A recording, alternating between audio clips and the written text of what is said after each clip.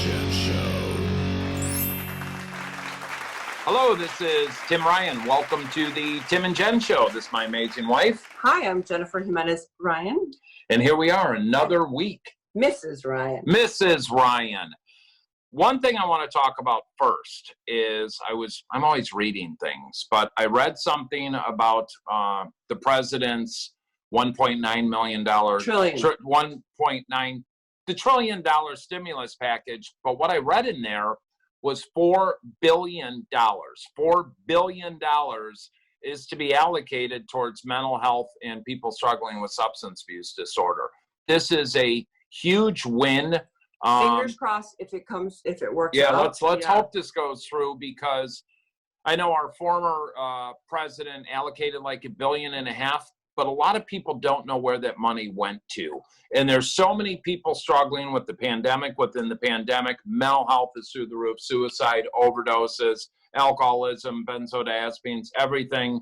And I also read a couple huge drug busts have happened. One happened off of San Diego with 220 tons of cocaine and marijuana. Don't quote me on that, but it was an astronomical seizure.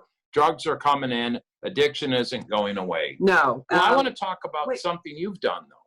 Oh, are we going to talk about my spirit? Yeah, we forgot to hit on this last week.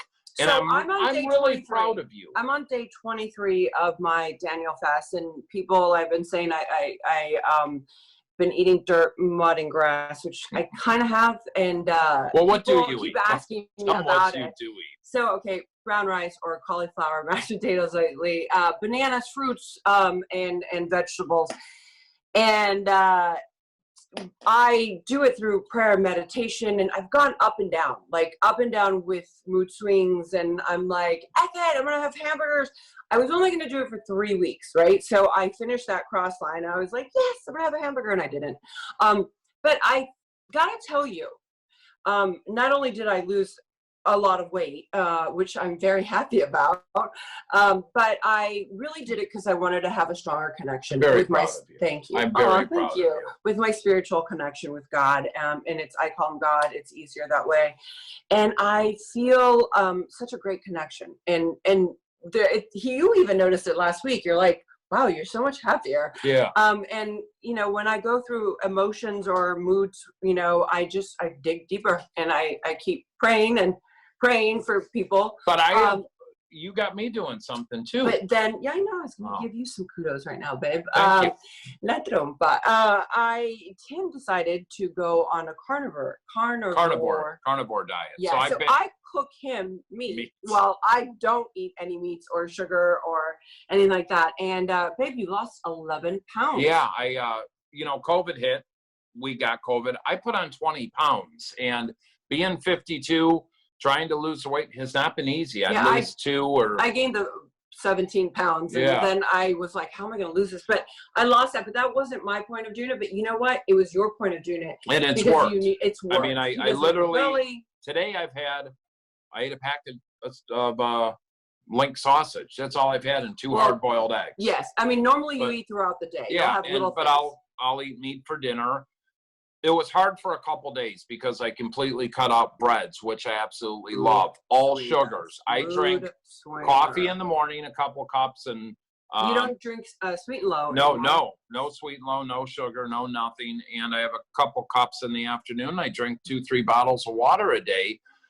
But after that 3rd or 4th day, it's not. I don't get hungry. I mean, it's crazy, and I don't like to eat late at night either. But yeah, it's working, and I feel well, and I need to take care of myself. You need to take care of yourself. We take care of each other as well, and we support each other. Interesting that I'm doing the dirt, mud, grass, and you're doing the meat thing, and I know that a lot. I do gotta say this really quick. The other day, I went into anaphylactic shock, and my hero here saved me.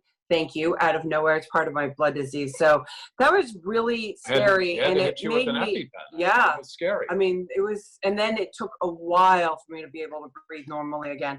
But I do want to say that it made me more grateful for the life that I'm living, and that I'm kind of seeing things a little differently, especially when you come to near life death experiences. Did I say that correctly? Yeah. I'm just grateful. Well, yeah. I need you around. Enough of that. We have got a badass, a dear friend of mine. We've been friends 5 years now. I'm a huge fan. 18 years in long-term recovery. A big actor, has been in a ton of movies. Writer, producer. Yeah. Actor. I'm gonna hack his last name, but I love him. David Dastmalchian. No. David, welcome to the show. 3 of us here. David went from, full ride scholarship to Paul University to ultimately getting sober to today has an amazing wife who's such a talented artist, 2 amazing children, will hit on his movies. You went from supermodel, actress, to hanging yourself in a psych ward, learning to walk and talk. And I was a successful business entrepreneur who got sober in a prison cell. 7 years ago today, I was sitting in prison. Today, I'm living in, Beverly Hills, California. I own a business with my best friend, my wife. We travel the country. We speak. We still run a Man in Recovery Foundation. We help people. I have 4 amazing kids. I actually have 5. 1 passed away, but kind of, that's Nick's journey, and his time was up. And I have a life beyond my wildest dreams today because I'm not controlled by my demons called alcoholism, drug addiction, and, I don't think I really ever had mental health. But things come up. Things come up. For those who are listening, things do come up at times, and you feel like the world's going to come to an end. And yet again, do I get to walk past that and walk through that? That's something else. As people will say, well, gosh, so you have to focus on this all the time. I don't, and you guys don't either. You can go and you can go on a vacation together. You can, of course, it's because it's your business and your career, and you have dedicated your life, to helping people. Then, of course, you do think about it probably more than your average person in recovery does when they're this far into recovery. But I will say, for me, it's not something that I walk around in fear of anymore. I have a metaphor for him, like this shadow self, that he's down the block. He's around. He's waiting, but he doesn't dominate. He's not, I had all these issues with my father, or issues with the past and stuff that used to just dominate me, man. Mm-hmm. And the shadow, he used to be right here, constantly ready. He's there. He's there. But now, as I work and develop things that I used to laugh at, like my yoga practice now, and my workout regimen practice, and my nutritional practice, and my journey to deconstruct and reconnect with the aspects of Christianity, which I always felt so authentically connected to, and which I had to break myself from because of some of the institutionalized way that dogmatism had been crammed into my brain. And I had a really sad relationship with my higher power for a long time. And I all of that stuff, it serves so many purposes. But something that you said made me think of this. Bad shit's gonna happen. Mm-hmm. Like my mom passing away I'm sorry to hear that too. Really leveled me, man. Or, oh, God forbid, who knows what could happen tomorrow, tonight. Nothing is promised to us. Who knows what terrible calamity could befall my life, my family, disease, accidents, etc. The tools in place now are there as well. So that's another thing. The further we get into this journey, it's like, all right, life, I'm ready for you on your terms. Let's see what you have. And most of the time, guys, if you're watching this, I promise you, I'm not happy all the time. You guys aren't happy all the time. We're not promising that. Man, am I serene, though. And I have a baseline that I'm very proud of. And I experience joy at a level that is deeper and more fulfilling than I ever had before. And when I go through the blues, or I get in a fight with my wife, or I'm pissed at my kids, or I'm mad at myself because I raised my voice, or I said something I wish I hadn't, the process through which I could get through it and get back to like smiling or baseline it's just so much better. Yeah. It's real. Brilliant. The bottom dropped out. I reached a place it's such a sad place, and so many people reach it, where I felt like that my family, who I'd hurt so badly, and the people I loved who I'd hurt so badly, and the world, which I had stolen from and betrayed so much, with all the opportunity and privilege that I'd been given, you know? And that ritual, that daily pattern, you know, was something I was able to maintain, and just continue to get by and live what seemed like a productive life, and especially a very creative, artistic life. And then of course, just, you know, the candle, the two burning wicks met in the middle, and the next thing, I mean, it happened so rapidly. That's the thing. A lot of alcoholics and addicts and people struggling, who think that they could just continue to find this level of maintenance, don't get. The bottom is going to drop out, and what that means for each of us is different. For me, it meant suddenly I was really just homeless and stealing from people I loved, and stealing, you know, constantly risking my freedom by shoplifting on a daily basis, CDs, laser discs, anything that wasn't chained down, I could get my hands on and find a way to pawn. And if you see the movie Animals, you know, the scene where we go and steal from weddings was a real thing. I would go to a wedding and walk into the gift table, and no one's paying attention because they're at their own wedding, and they're all worried about that, and they don't know who I am. I just walking through, and I collect and leave, go to a pawn shop. But you know, a white kid from middle class who'd gotten to go to college on a scholarship, and I had the world handed to me, and I was screwing it up. I had this guilt and shame, and I'd let God down, and all these horrible feelings. I felt the only way out was to end my life. And so I bought all the heroin that I could one night, and I took it all, and I did 10 bags over the course of a couple hours, because I kept passing out, and I would wake up, and I kept doing more. I wanted so badly to not wake up, and I kept waking up. It didn't work.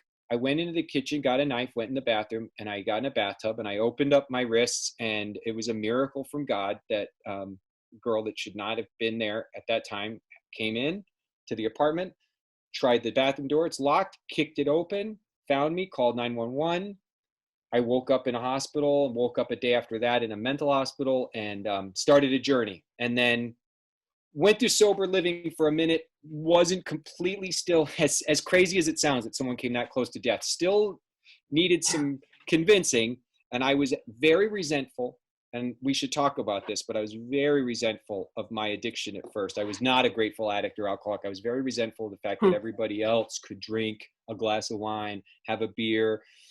So I had a series of those relapses where I'd get clean, sober. I'd say, I can get a bottle of wine. I worked my ass off all week. I did great. I know I'm not supposed to. I won't tell my sponsor. I would just, it's one wine, you know, and within a week I would be back. And then in 2001, when 9/11 happened, I was living in a car and stealing full time. And that was a big wake up call for me. It took a couple more months, but I ended up, getting help, almost dying again, going through the state hospital system, which is, God love it. It's rough, but if that's all you can do, it's what you got. And it's what I did. And there's people there, good people, who, the kindness of strangers, the community of recovery, my family, who always tough loved me. They wouldn't give me a dime, but as soon as I was ready, they were there to say, we believe in you. We love you.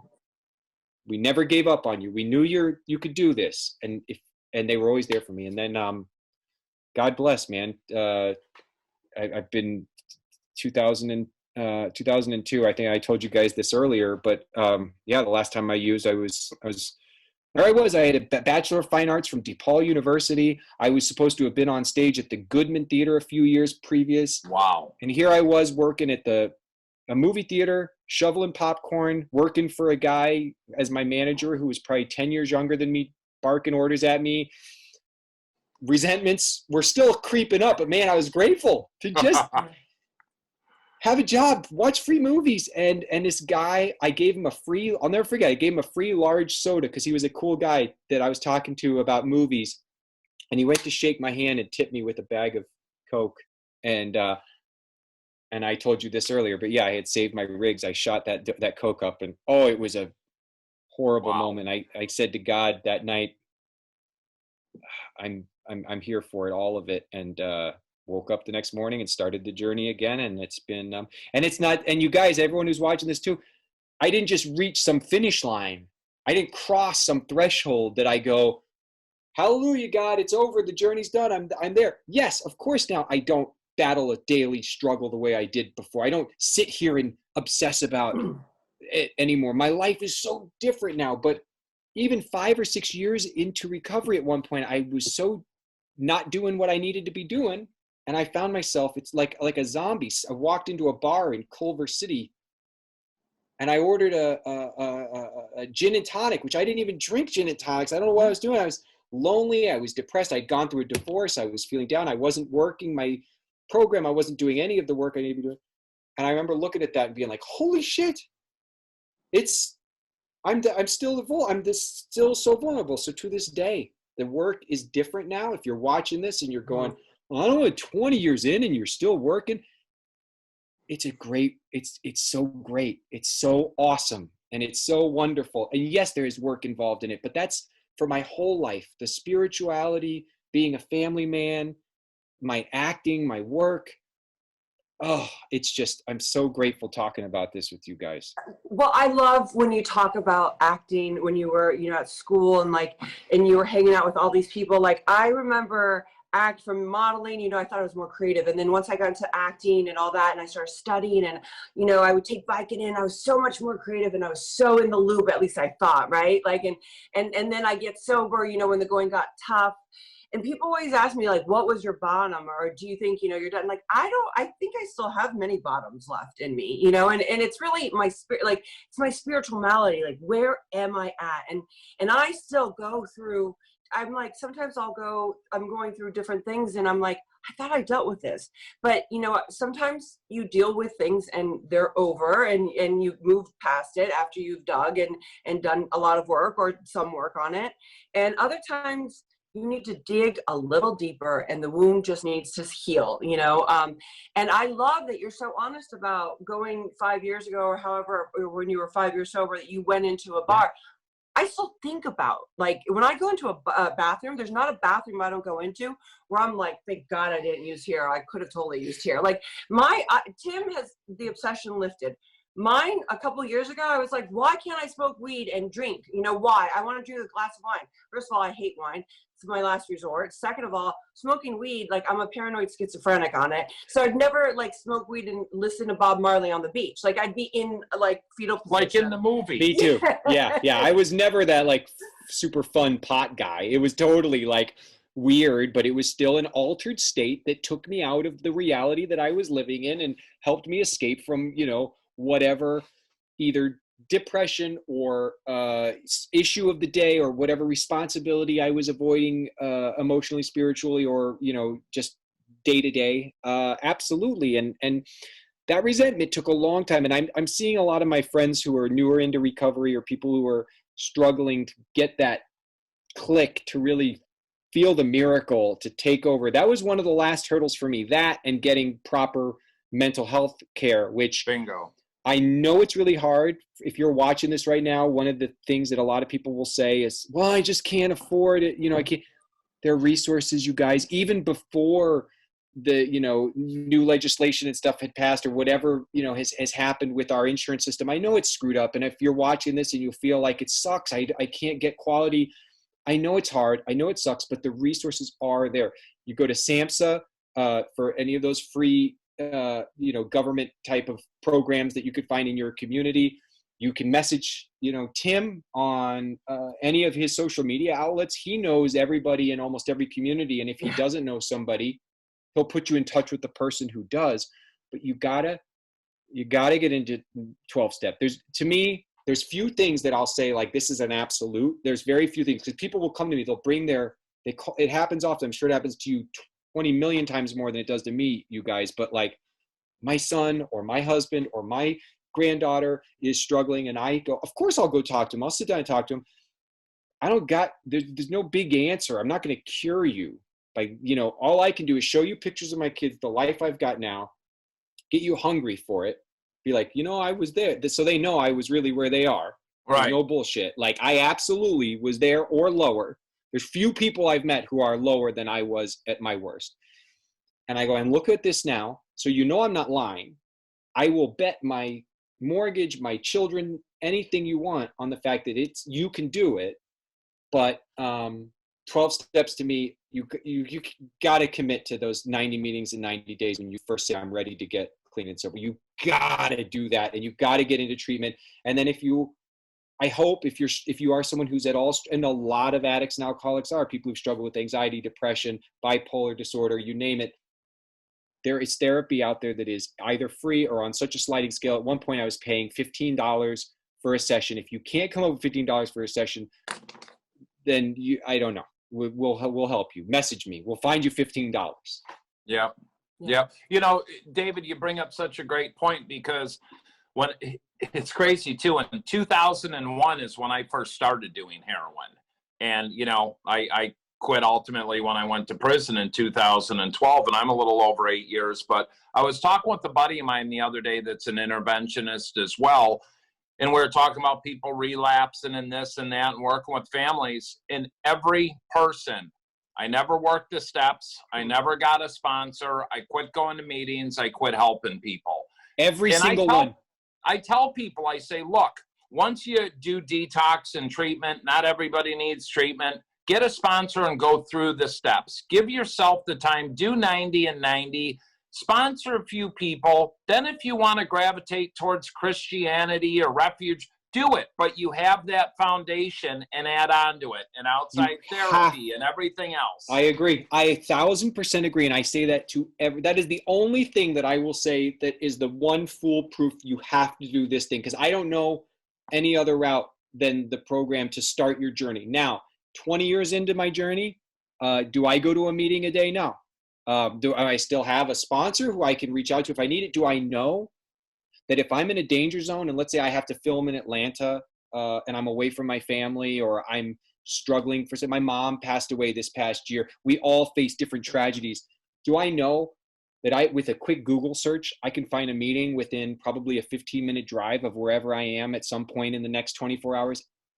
Absolutely. And that right there, knowing you've got that is huge for you. But that first 90, and then into this day, I step 10 is something that will continue to, I mean, in a different way, my spiritual journey has evolved so much in these years, and you know, where I find ways to do service, but continuing to do inventory, and what that means has changed and evolved. And so, yeah, I just hope if you're watching this and you're like, you know, that resentment I felt in that beginning, that especially like, I gotta go to these meetings. I gotta do this thing with these people, this surrender. I wasn't ready to surrender, but I just hope you'll trust us. All three of us, if you're watching this, listen to us. We really are living proof. I mean, Tim, you've lost more than most anybody I know could lose from this drug, from drugs or from addiction in general. Let's just call it the monster that it is. And look at the life that you lead now. You know, it's beautiful. You have love, you have a career, you live in a beautiful place, you're doing amazing things. There's so much hope, there's so much promise, and it's so easy to get away from that. And to this day now, my arsenal, man, I feel like a ninja, and I love adding to it, man.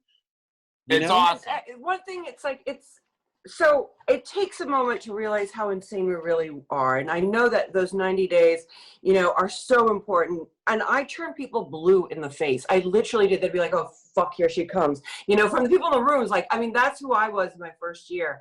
And they'd say, just give it, just hang on. And one day I remember they would give me 15-minute chips at times. And all I kept saying, all my verbiage was, all I knew how to say was, I want to die, I want to use. I want to die, I want to use. That's all I knew how to say after treatment. And I kept doing what they kept telling me to do. And finally someone said, I know it's a day-at-a-time program, but give it a year. Just give it a year. If your life doesn't get this much better after doing the steps, going to your therapy, doing the things that you're doing, then we'll gladly refund you, your misery. We'll buy you a drink. I remember that, right? And I was like, fuck a drink, buy me an 8-ball. And they're like, all right, and I was like, every time I look at that old timer, I'd be looking at him, I'd be like, the 8-ball, don't forget the 8-ball. And like at that year, Mark, I was literally walking on a dirt road in Argentina in Buenos Aires. I just finished seeing my grandmother, and I remember I felt heat, and I started going, oh my God, it's hot, it's hot, it's hot. And like people are looking at me like I'm crazy, right? And I'm like, it's hot. Like I felt for the first time, it felt like, you know, and my life got that much better.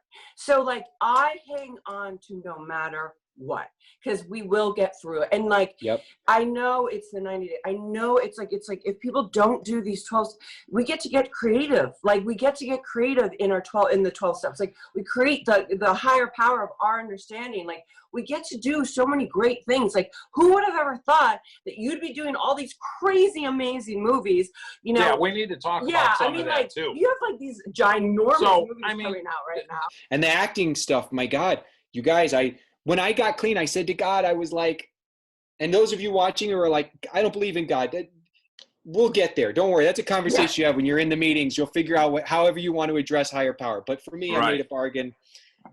I said, I can't ever quit smoking or coffee. I won't do drugs, alcohol, anything ever again. I won't even smoke pot. I won't drink wine. I won't drink beer. I'll go to meetings every day. I'll work the steps, blah, blah, blah. And I never thought I'd get to act again, because acting was something it's a very stressful business. There's a lot of rejection. Getting into the mind of characters who are dark or depressing can be really tricky at times. So I didn't think I was going to be back to acting, and getting clean wasn't some like, I'm going to get my acting back. To me, acting was gone. I let go of everything. All I asked for, I said, all I want out of sobriety is freedom from the monkey, the pain of every day chasing, not being sick. And I want a futon, a DVD player, and a place I can cook tombstone pizzas.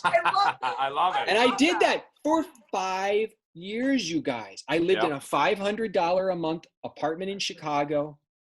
I worked a job doing telemarketing, which I didn't love, but I loved the people there, so that made it bearable. I worked at the movie theater, which I didn't love because people would come in who I'd known from my previous life, and they'd see me in the polyester outfit, and they'd go, what are you doing? And I'd go, well, this is my life now. And I was grateful. I wrote a lot.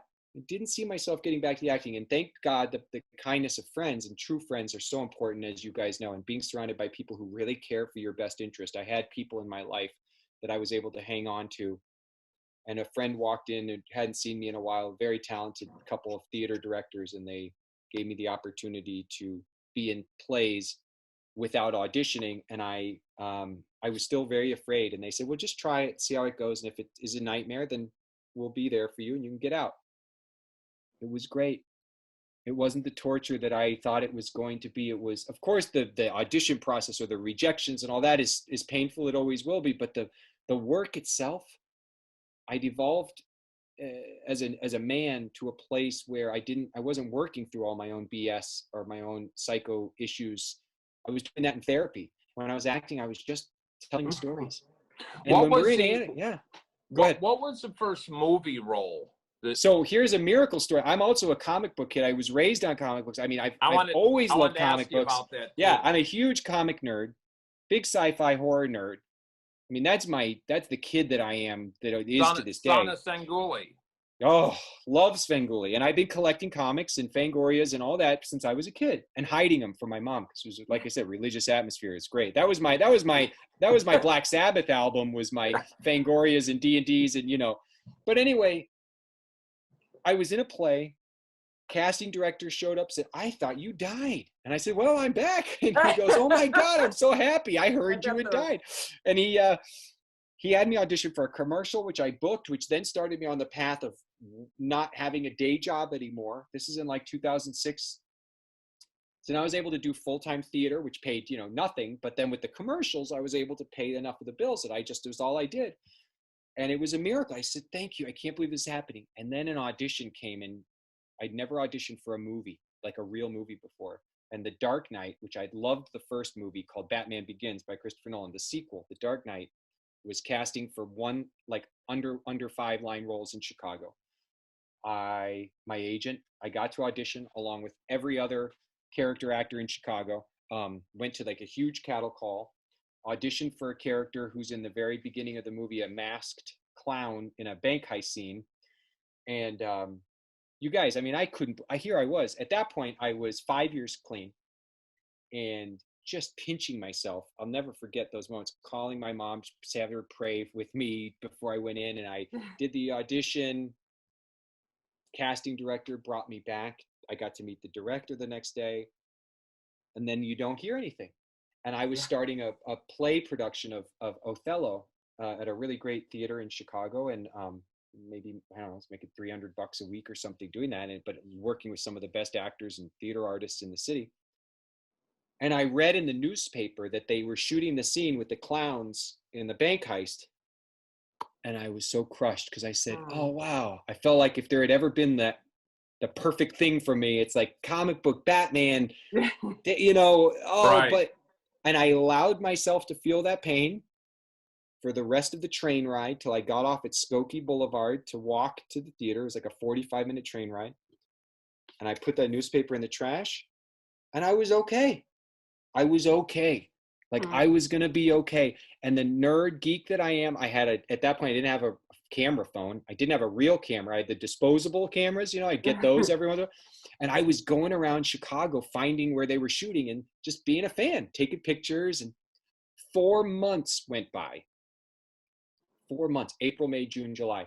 And my agent called me on my birthday after Othello had just closed and said, they called from the Batman movie.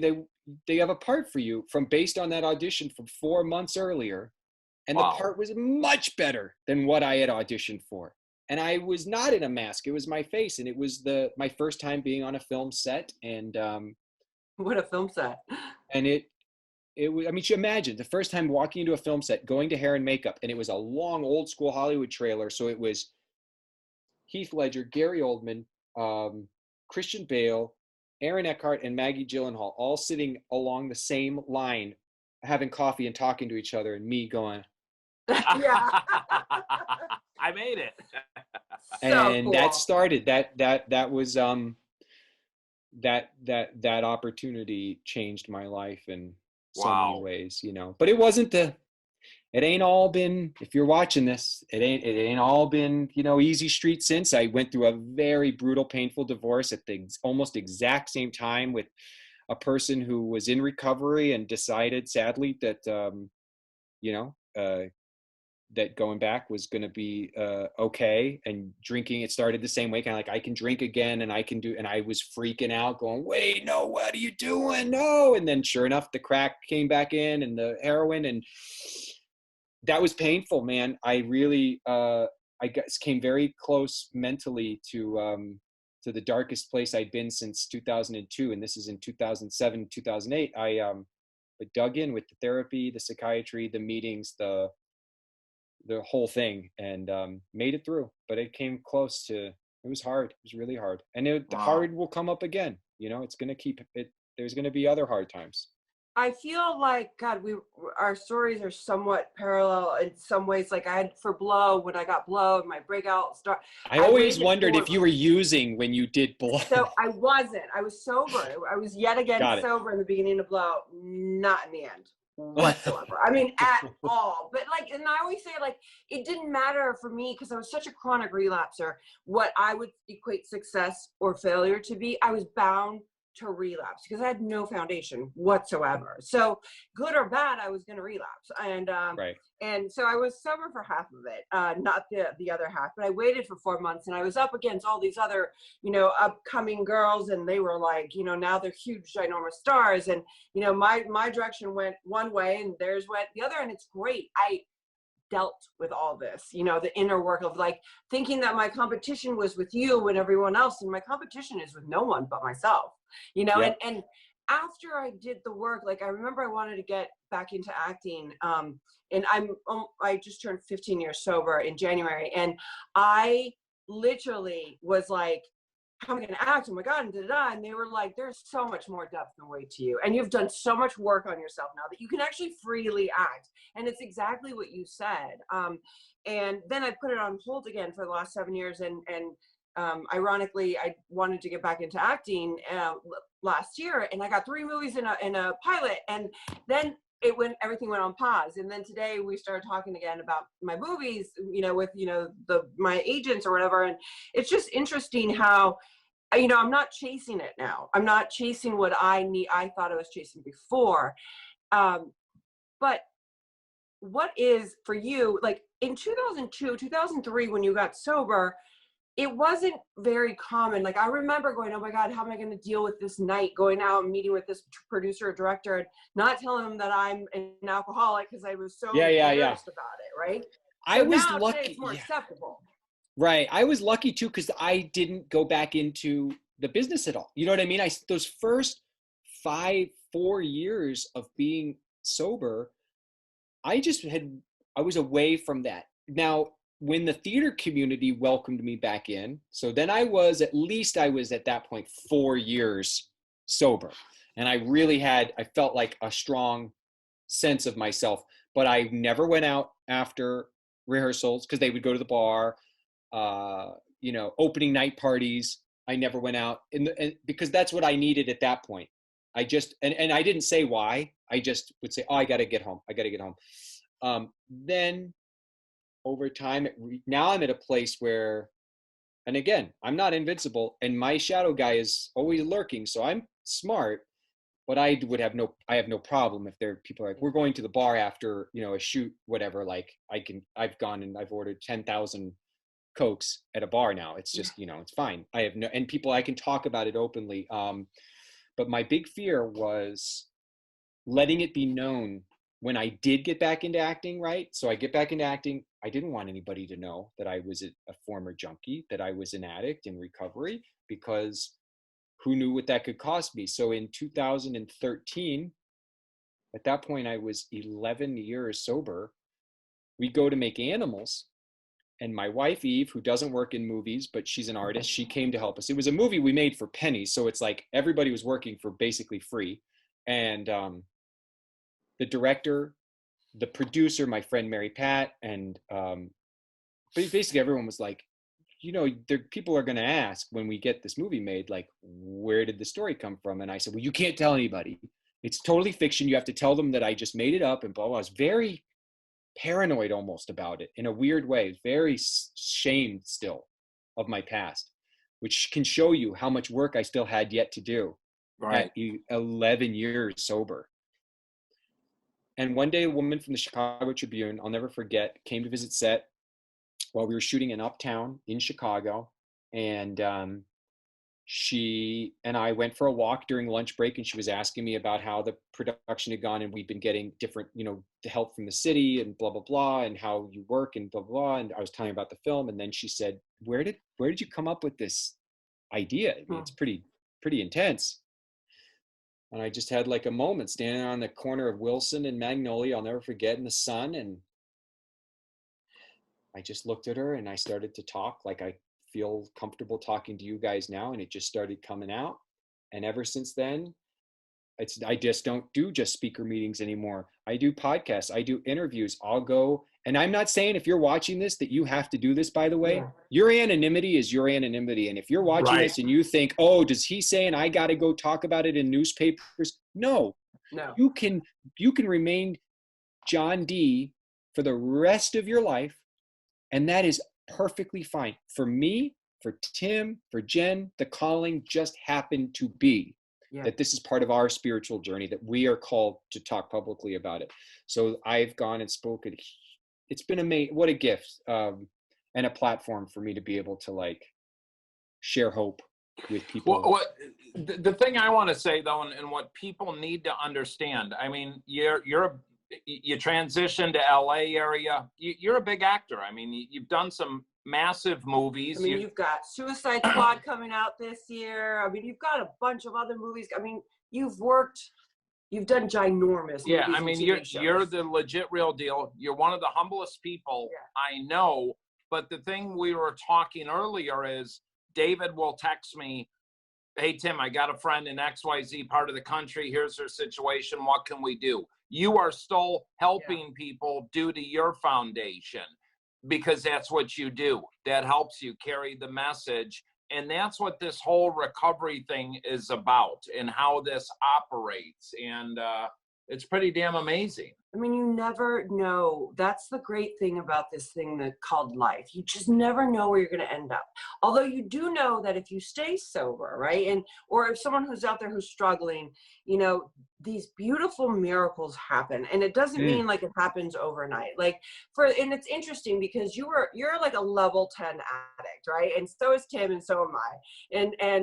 And I just remember for the first 5 years, I do like aftercare, and Bob Forrest from the sober rehab shows he was my counselor in real life. And so I'd go to aftercare for 5 years, right?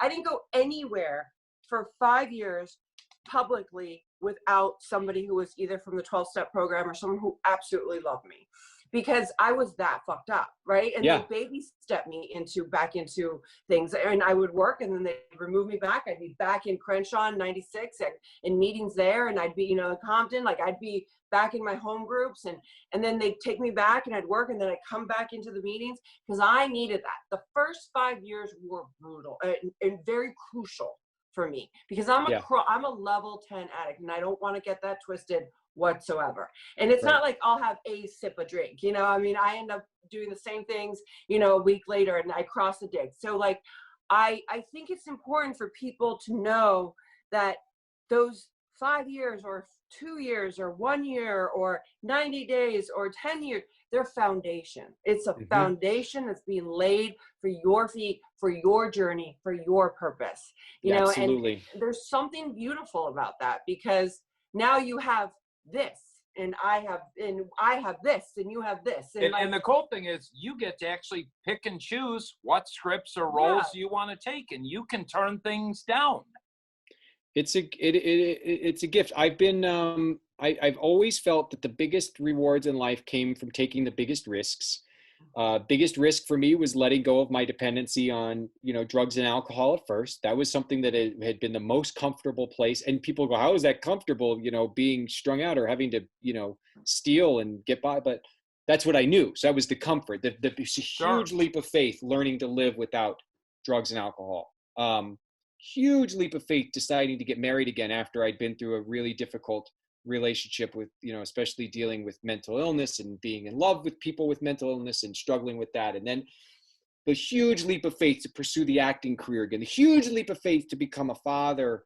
There's these, and the rewards have always paid off. And with the acting stuff, I keep trying to just take the biggest risks that are not harmful risks. I'm not saying if you're watching this, if we're not taking risks, like dangerous risks, I'm taking the risks that scare me as a person, the roles, the opportunities. I'm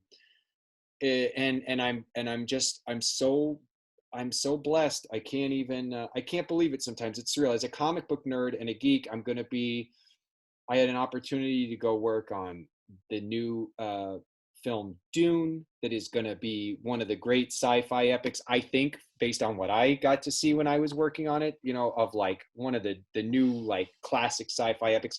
I got to work on the Suicide Squad, which is, I think, going to be a whole new form of genre when it comes to superhero films, because it's a film unlike anything I've ever seen in that genre. These are directors and writers at the top of their game, and they're inviting me along for the journey. And if you're watching this, no, I'm not promising you, you know, that you're going to be an NFL star if that's your dream when you get clean and sober, but you sure as hell are everything is going to be possible.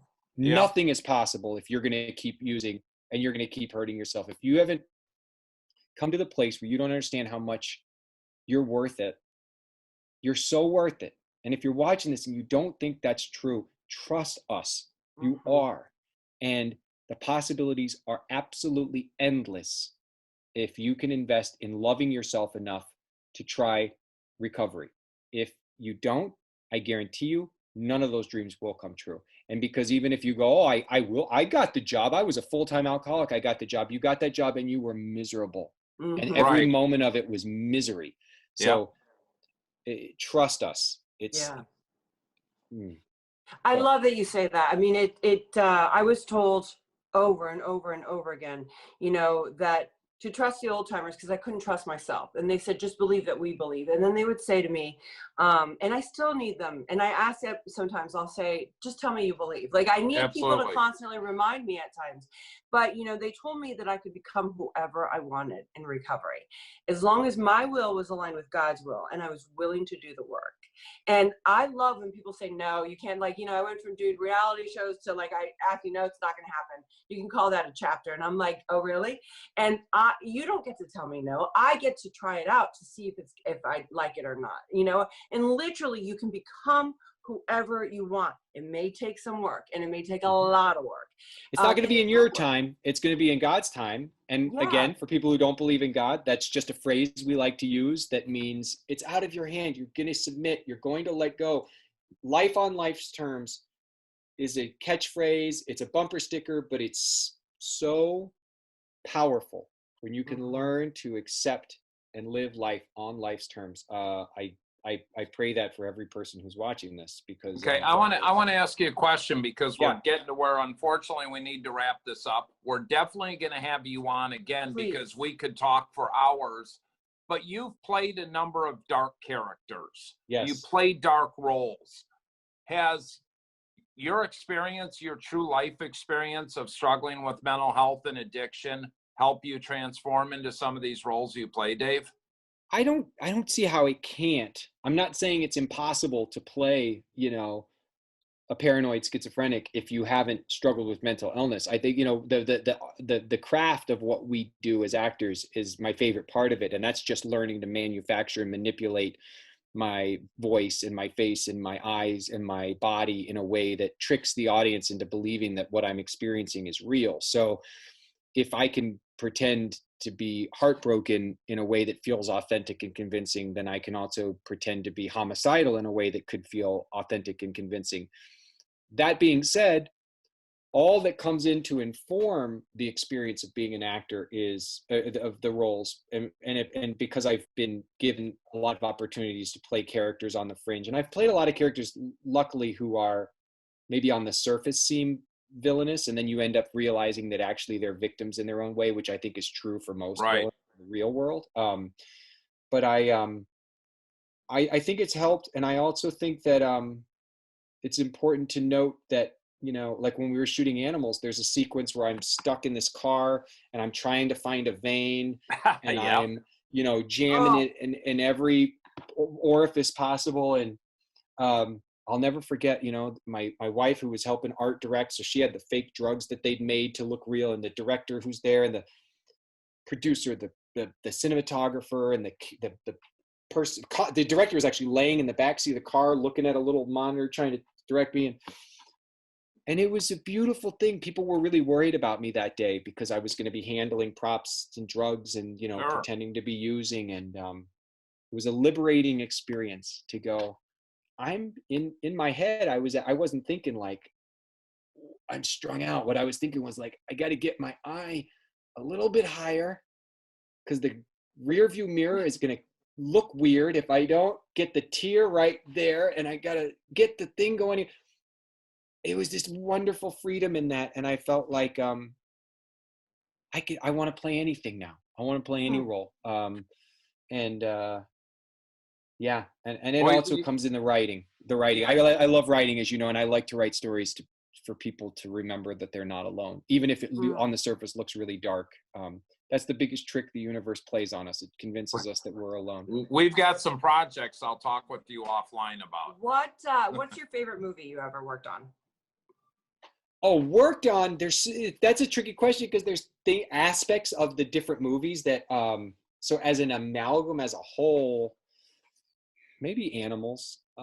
That experience and what it taught me about life was probably it. But we could talk all night. Because they've all been so great. And like this most recent experience doing Suicide Squad, like being on a set with James Gunn and like watching Margot Robbie turn into Harley Quinn and like seeing the practical effects. I mean, this is like old school filmmaking in a lot of ways. They apparently used more practical effects than had been used in like all of his Marvel movies combined. Wow. Like he just was so We did that together. ready to not use CGI So there was things exploding and dirt flying everywhere, and you know, it was really neat. And yeah, I don't know. I have so many good ones. What do you have?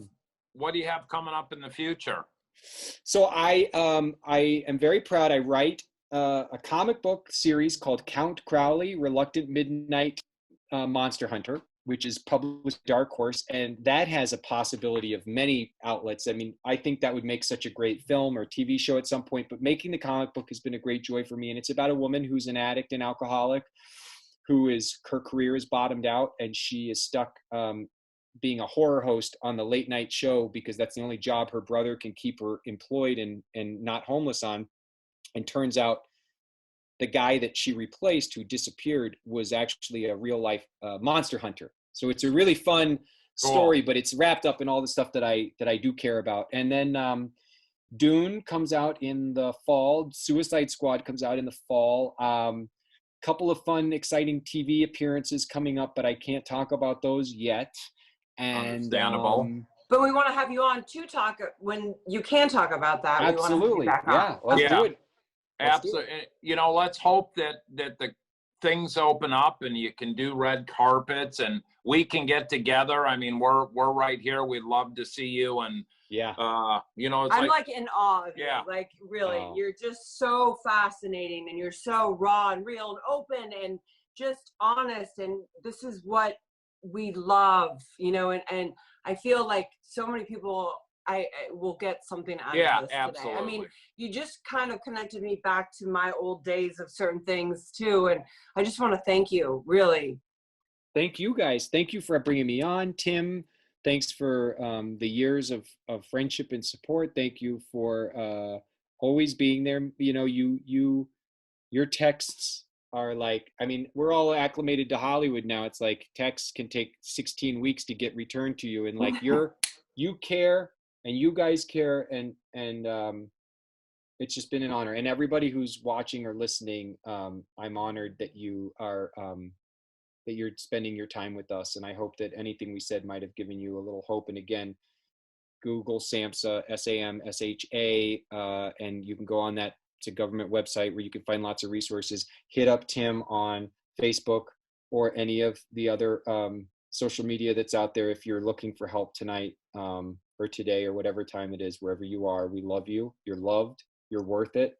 And we can never give up on each other. No, we cannot. We should have you end every one of our shows. And I'll take it a step further. If you want to contact myself or Jennifer, you can call us directly at 844-611-4673. That's 844-611-HOPE. That rings to my personal cell phone. It does not go to a call center. It goes to my cell phone. You can go to amirf.org. That is our nonprofit foundation. You can also go to dopetohope.com. Yes, sorry. David, how do we get a hold of you? How do people follow you if they want to? So I'm pretty at Dastmalchian, Dastmalchian on Instagram and Twitter. And I have a Facebook page, David Dastmalchian. So come and hang out and let us know that you listened today. And if you are looking for some hope or inspiration, hopefully I'm glad to offer whatever I can. David, we want to thank you for your Thanks, time. guys. We know you're busy. You know, the bottom of our hearts. Thank you for coming on the Tim and Jen show. Please share this out. The hardest thing to do is put your hand up and ask for help. You inspired me today, and I want to thank you for that. And I know you have inspired a lot of people listening. Thank you. And Lux Media, thank you. Lux Media, thank you. And again, you can download the Lux Media app. Check us out on Spotify, iTunes, or 24 different podcast platforms. This is Tim Ryan and Jennifer Jimenez. Ryan and David signing off for the Tim and Jen show. Have an amazing day. We want to talk to you about Clean Cause, better caffeine. What's in the can? Our organic, sparkling Herba Mate is a premium pick-me-up that won't let you down. Every can of Clean Cause contains 160 milligrams of better caffeine, and each sip supports recovery from alcohol and drug addiction. 50% of the profits go to assist people into sober living. check out cleancause.com. Hope. At Rosecrans, it's more than a wish. Hope has power. As the proven behavioral health leader in the Midwest, no other program offers our depth of experience and hope here at Rosecrans. And when someone you love struggles with substance abuse and mental illness, hope plays an important part in recovery. Life's got bigger plans for you. We should know. We're the most trusted name in treatment and the best choice for those who dare to hope. Visit us at rosecrans.org. Life's waiting. Seaside Palm Beach is an executive luxury addiction treatment center located in Palm Beach, Florida. Our private clients come from all over the world, including business executives, professional athletes, celebrities, and more. Seaside Palm Beach offers first-class amenities and high-end accommodations, including a gourmet culinary experience, ocean views, pet-friendly facilities, and access to cell phones and laptops during your stay. If you or a loved one are struggling with addiction, please call us at 877-959-5053. Again, that number is 877-959-5053. Now, glutathione is a big word, but it's the body's own master antioxidant. So it's a scavenger for free radicals, for bacteria, and what's relevant now, viruses. This is new to the marketplace. There's no other product on the market that has the ingredient NACET. And basically NACET increases the production of that glutathione that is in our body already to strengthen and enhance our immune system and keep it strong. Elevated sense of well-being. Supports muscle strength and endurance. Cognitive function. Powerful liver support. Energy. Helps blood sugar regulation. Superior bioavailability of key ingredients.